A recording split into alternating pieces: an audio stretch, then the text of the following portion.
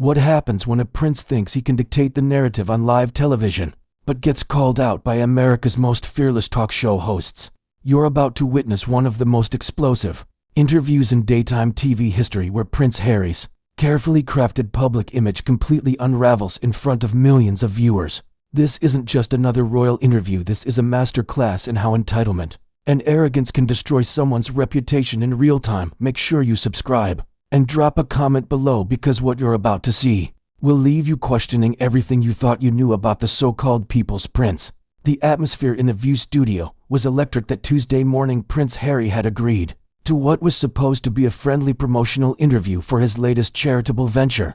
But the hosts had other plans. Whoopi Goldberg sat at the center of the table, her expression unreadable as she shuffled through her notes. Joy Behar was practically vibrating with anticipation, while Sarah Haynes maintained her professional composure. Despite the palpable tension in the air, "We're back with Prince Harry," Whoopi announced as the cameras rolled. "And we were just discussing your recent comments about the American justice system. You said, and I quote, that Americans don't understand true justice because we've never lived under a proper monarchy. Care to elaborate on that?" Harry shifted uncomfortably in his chair, his media training clearly failing him as he realized this wasn't going to be the softball interview he'd expected. "Well, Whoopi, I think what people misunderstood about my comments is the context. When you grow up in a system where accountability flows from the top down, where there's a clear hierarchy of responsibility, you understand that justice isn't just about punishment, it's about maintaining order." Joy Behar leaned forward, her voice dripping with sarcasm. "Oh, so you're saying that because you were born into wealth and privilege, you understand justice better than the rest of us peasants? Is that what we're supposed to take away from this?" "That's not what I said at all," Harry snapped, his carefully practiced media persona beginning to crack. "You're twisting my words, which is exactly what the media does. This is why I left Britain in the first place, to get away from this kind of deliberate misrepresentation." Sarah Haynes jumped in, her tone measured but firm. "But Harry, you chose to come on this show. Nobody forced you to make those comments about American justice. And now that we're asking you to clarify them, you're claiming we're twisting your words. Can you see how that might come across as avoiding accountability?" The prince's jaw tightened visibly. "I'm not avoiding anything. I've been more transparent about my life than any royal in history. I've written books, done interviews, opened up about my struggles. What more do you want from me? How about an apology?" Whoopi interjected, her voice cutting through Harry's defensive rambling. "You came to this country. You've profited from criticizing your own family. You've built a brand around being the victim. And now you're telling Americans that we don't understand justice. Maybe start there." Harry's face flushed red, and for a moment the studio fell silent, except for the hum of the cameras. "I don't owe anyone an apology for speaking my truth. You want to talk about profiting from family drama? What about this show? What about the way you dissect every royal story for ratings? You're all hypocrites." The audience gasped audibly. Joy Behar's eyes widened in disbelief. "Excuse me, did you just call us hypocrites on our own show?" "If the shoe fits," Harry shot back, his voice rising. "You sit here every day tearing apart public figures, making money off other people's pain, and then you have the audacity to lecture me about accountability. At least I'm talking about my own family, my own experiences. You're vultures feeding off everyone else's misery." Whoopi's expression hardened, and when she spoke her voice was dangerously quiet. "Young man, you need to check yourself. We've been nothing but respectful to you. We gave you a platform to promote whatever cause you came here to talk about, and instead you decided to insult Americans, and now you're insulting us. This is not how a guest behaves." "A guest?" Harry laughed bitterly. "You invited me here under false pretenses. You said this was going to be about my charity work, about the positive changes I'm trying to make in the world. Instead you ambushed me with gotcha questions about some offhand comment I made weeks ago. This is exactly the kind of media manipulation I've been fighting against my entire adult life." Sarah Haynes shook her head, her professional composure slipping. "Harry, we sent your team the talking points days ago. Your publicist approved the questions about your comments on American justice. Nobody ambushed you. The only surprise here is how you're reacting to being held accountable for your own words." "Accountable?" Harry stood up abruptly, his chair scraping against the floor. "You want to talk about accountability? Where was the accountability when the British pounded my mother to death? Where was the accountability when they did the same thing to my wife?" "But sure, let's focus on some comment I made about justice systems instead of the real issues." The other hosts exchanged glances, clearly recognizing that Harry was spiraling but unable to stop the train wreck unfolding before them. Joy Behar, never want to back down from a fight pressed forward. "Your mother's death was a tragedy, And what Megan went through was terrible, but that doesn't give you a free pass to say whatever you want without consequences. You're using your trauma as a shield to avoid criticism. And frankly, it's getting old." The words hit Harry like a physical blow. His face went from red to pale in an instant, and his hands clenched into fists at his sides. How dare you minimize what my family has been through? You have no idea what it's like to live under that kind of scrutiny, to watch the people you love suffer because of media obsession." "You're right," Whoopi said, standing up to match his energy. "We don't know what that's like, but we do know what it's like to work for everything we have, to not be handed opportunities because of who our parents are, to face criticism without having the luxury of retreating to a mansion in California. So maybe, just maybe, you should consider that your perspective isn't the only valid one." Harry's eyes blazed with fury as he pointed an accusatory finger at Whoopi. "Don't you dare lecture me about privilege. You have no idea what you're talking about. I gave up everything, my titles, my family, my country, to protect the woman I love. What have any of you sacrificed for your principles?" "We didn't have to sacrifice anything," Joy fired back, "because we weren't born into a system that required us to choose between our humanity and our heritage. That's the difference between us and you, Harry. We earned our platforms. We didn't inherit them." The prince's laugh was bitter and cutting. "Earned your platforms? You mean you clawed your way to the top by tearing other people down, by gossiping about celebrities and royals for entertainment? At least I was born into my position. Honestly, you've built careers on the backs of other people's misery." Sarah Haynes had heard enough. "That is incredibly disrespectful, Harry. We've spent decades in journalism, fighting for important causes, giving voices to people who don't have them. Joy has been an advocate for women's rights for 40 years. Whoopi has broken barriers that you could never even imagine, and you're sitting here acting like we're beneath you because we dare to question your words." "Question my words?" Harry's voice cracked with indignation. "You're trying to destroy me, just like they did to my mother, just like they did to Megan. This is a hit job, plain and simple. You brought me here to humiliate me on national television." Whoopi sat back down, her movement deliberate and controlled. "Harry, let me tell you something about humiliation. Nobody here is trying to humiliate you. You're doing that all by yourself. We asked you a simple question about a comment you made publicly, and instead of owning it or clarifying it, you've spent the last 10 minutes attacking us and playing the victim. That's on you, not us." "Playing the victim?" Harry's voice rose to nearly a shout. "My wife received death threats because of media coverage. My children can't have normal lives because of the press. I've lost family relationships because I dared to speak the truth about racism and mental health. But sure, I'm just playing the victim for sympathy." Joy leaned back in her chair, studying Harry with a mixture of pity and disgust. "Harry, nobody is minimizing what you and Megan went through, but you can't use that pain as a weapon against anyone who disagrees with you. You made a public statement insulting American justice. We asked you about it. That's called journalism, not persecution." "Journalism?" Harry scoffed. "This isn't journalism. This is entertainment disguised as news. You're no different from the tabloids that destroyed my family. You just do it with better lighting and makeup." The studio audience was completely silent, watching in shock as one of the world's most famous figures melted down on live television. Even the crew members were frozen, unsure whether to keep rolling or cut to commercial. Sarah tried one more time to salvage the situation. "Harry, why don't we take a step back? You came here to talk about your charitable work. Let's focus on that. Tell us about the projects. You're passionate about the positive changes you're trying to make." But Harry was beyond reason now, his carefully constructed public image crumbling with each passing second. "You think you can just flip a switch and pretend this ambush didn't happen? You think I'm going to sit here and promote my charity after you've spent the last 15 minutes trying to tear me apart? I'm not some trained SEAL who performs on command." "Nobody asked you to perform," Whoopi said, her patience finally wearing thin. "We asked you to be accountable for your words and to treat us with basic respect. Apparently that's too much to ask from someone who claims to be fighting for justice and equality." Harry's face contorted with rage. "You want to talk about respect? Where's the respect for what I've been through? Where's the respect for the fact that I'm trying to make the world a better place? All you care about is your gotcha moment, your viral clip that'll get you trending on social media. The only viral clip here is going to be you having a complete meltdown because 3 women had the audacity to ask you a tough question." Joy shot back. "This is exactly the kind of entitled behavior that makes people question whether you really understand the struggles of ordinary people." "Entitled?" Harry's voice cracked again. "I walked away from hundreds of millions of dollars, from a life of luxury, from everything I knew to stand up for what's right. How is that entitled? Because you act like that sacrifice Makes you untouchable, Sarah explained, her voice steady despite the chaos around her. You act like because you gave something up nobody can ever criticize you again.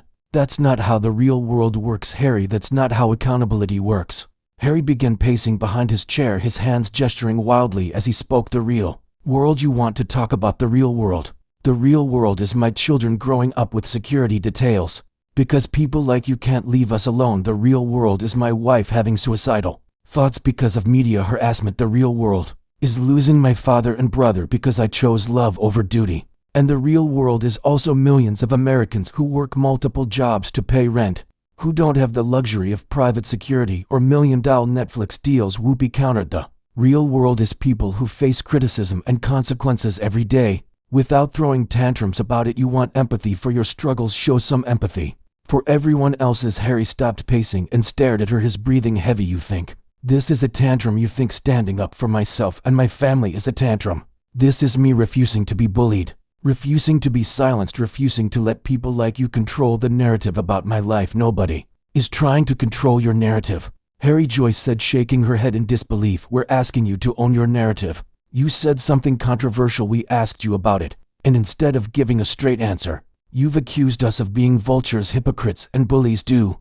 you see the pattern here? The prince's hands were shaking now, whether from anger or adrenaline. It was impossible to tell. The pattern I see is the same one I've seen my entire life. The media builds you up so they can tear you down. You pretend to be friendly, you pretend to care, and then you go for the kill shot when you think nobody's looking. Harry, Sarah said gently, we are looking. Millions of people are watching right now, and what they're seeing is someone who can't handle being questioned, someone who attacks others when he feels cornered, someone who uses his past trauma to justify present behavior. Is that really the image you want to project? For a moment Harry seemed to consider her words, his expression flickering between anger and something that might have been shame, but the moment passed quickly, replaced by cold fury. The image I want to project is someone who won't be walked on, someone who won't smile and nod while being disrespected, someone who fights back when attacked. If that makes me the villain in your story, so be it. Whoopi leaned forward, her voice cutting through the tension like a blade. Harry, nobody made you the villain here except yourself. We invited a prince and we're watching a petulant child throw a fit because he can't control the conversation. This isn't about your past trauma or your family struggles.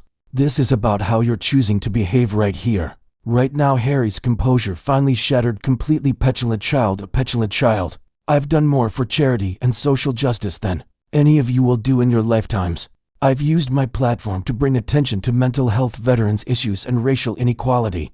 But none of that matters to you, because it doesn't fit your narrative, your platform. Joy's voice was incredulous. Harry, your platform exists because of the same royal system you claim to have rejected. You can't have it both ways. You can't trash your family, profit from that controversy, and then demand respect because of your title. I never demanded respect because of my title, Harry snarled. I demanded respect because I'm a human being trying to make a difference in the world. But clearly that's too much to ask from people who make their living off manufactured drama. Sarah shook her head slowly. Harry, look around you. Look at what's happening right now. You came on our show, insulted our country, insulted us personally, and now you're acting like we're the problem. Do you honestly not see how this looks? I see exactly how this looks, Harry replied, his voice dripping with contempt. It looks like three bitter women who can't stand the fact that someone won't play their game. You want me to sit here and smile while you tear me apart for your audience's entertainment? Well, I won't do it. The words hung in the air like a toxic cloud. Even the camera operators seemed to recoil from the venom in Harry's voice. Whoopi stood up slowly, her movement deliberate and powerful. Bitter women, she repeated, her voice dangerously quiet. Did you just call us bitter women because we asked you to explain your own words? Do you understand what you just revealed about yourself? Harry seemed to realize he had crossed a line, but instead of backing down, he doubled down. I revealed that I won't be intimidated by anyone regardless of their gender, their race, or their position. You tried to ambush me, and I fought back. That's what men do when they're backed into a corner. That's what children do, Joy corrected. Adults take responsibility for their words and actions. They don't lash out at everyone around them and play the victim when called out. You just proved everything we suspected about your character. Harry's laugh was harsh and bitter. My character? You want to talk about character? I left everything I knew to protect my wife from the same racism and harassment that killed my mother. I've dedicated my life to helping others, to fighting for justice and equality. What have you done besides sit behind this desk and judge people? We've worked our entire lives to get to this desk, Sarah said firmly. We faced discrimination, overcome obstacles, and earned our positions through talent and hard work. We didn't inherit our success, and we don't use our personal tragedies as shields. Against criticism, Harry began gathering his things, his movements sharp and aggressive. This conversation is over. I came here in good faith to talk about important issues, and instead I walked into an ambush designed to humiliate me. I won't sit here and be disrespected by people who wouldn't have careers without drama and controversy. Harry, you're making a mistake, Whoopi warned, walking out right now. After everything you've said, that's going to be the story, not your charity work, not your good intentions, but this moment right here where you couldn't handle being held accountable. Let that be the story. Then Harry snapped, standing up and pulling off his microphone. Let people see what happens when someone refuses to be bullied by the media machine. Let them see what it looks like when someone finally says enough is enough. Joy couldn't help herself. What they're going to see is a privileged man having a meltdown because 3 women didn't treat him like royalty. They're going to see someone who talks about fighting for others but can't handle criticism himself. Harry whirled around, his face flushed with rage. You know what? You're right. I am privileged. I'm privileged to have a choice about whether I have to sit here and listen to this garbage. Most people don't have that luxury, but I do, and I'm exercising that privilege right now. There it is, Sarah said quietly. There's the real Harry. When the mask comes off, when the media training fails, what's left is someone who thinks he's better than everyone else. Because of the circumstances of his birth, Harry's voice was shaking with fury. Now I've spent years trying to use my privilege for good, trying to lift up others, trying to make a difference, but you don't want to hear about that. You want to tear me down because it makes good television. Well, congratulations, you got your moment. I hope it was worth it. He turned toward the exit, but Whoopi's voice stopped him cold. Harry, this isn't about good television. This is about accountability. You made public statements. We asked you about them, and instead of answering like an adult, you attacked us personally. That's not our fault. That's yours. My fault. Harry spun around one last time, his eyes blazing. My fault for expecting basic respect. My fault for thinking I could have an honest conversation about the issues that matter. My fault for believing that people might actually care about substance over scandal. Your fault for thinking that your pain gives you the right to hurt others. Joy replied, your fault for thinking that your struggles make you immune to criticism. Your fault for coming on our show and then acting like we somehow owe you something. Harry stared at them for a long moment, his chest heaving with emotion. When he finally spoke, his voice was cold and final. You don't owe me anything, and I don't owe you anything either, especially not my respect, my time, or my presence. This interview is over. Harry, don't do this, Sarah called out as he headed for the studio door. Don't let this be how people remember this conversation. Sit back down. Let's talk this through like adults. But Harry was already at the door, his security details scrambling to keep up with his sudden exit. He paused just long enough to deliver one final blow. Remember this conversation however you want. Just remember that I was the one with enough integrity to walk away from people who don't deserve my time. The studio door slammed shut behind him, leaving the 3 hosts sitting in stunned silence. The audience was completely quiet, processing what they had just witnessed. Even the crew members seemed frozen, unsure of how to react to such an unprecedented moment in daytime television. Whoopi was the first to recover, turning to face the camera with professional composure. Despite everything that had just happened, well, that certainly wasn't what any of us expected when we invited Prince Harry on the show today. When we come back, we'll discuss what just happened and what it means for the ongoing conversation about accountability, privilege, and public figures. As they cut to commercial, Joy shook her head in disbelief. In 40 years of television, I have never seen anything like that. The entitlement, the disrespect, the complete inability to handle even the slightest pushback. The saddest part, Sarah added, is that he actually does important work. His charitable efforts are genuine. His advocacy matters. But none of that excuses the way he just behaved. If anything, it makes it worse because he should know better. Whoopi nodded grimly. That's the tragedy of it all. He had a platform to discuss real issues, to make a real impact, and instead he chose to attack us for doing our jobs. That says everything you need to know about who he really is. When the cameras are rolling, the commercial break couldn't last forever, and soon they would have to face their audience and explain what had just happened. But one thing was certain, this would be remembered as one of the most explosive interviews in the show's history, and not for the reasons Prince Harry had hoped when he agreed to appear. What did you think of this explosive confrontation? Was Prince Harry justified in his anger, or did he reveal his true character when pushed? Subscribe for more incredible stories like this one, and let me know in the comments, do you think Harry will ever recover from this public meltdown?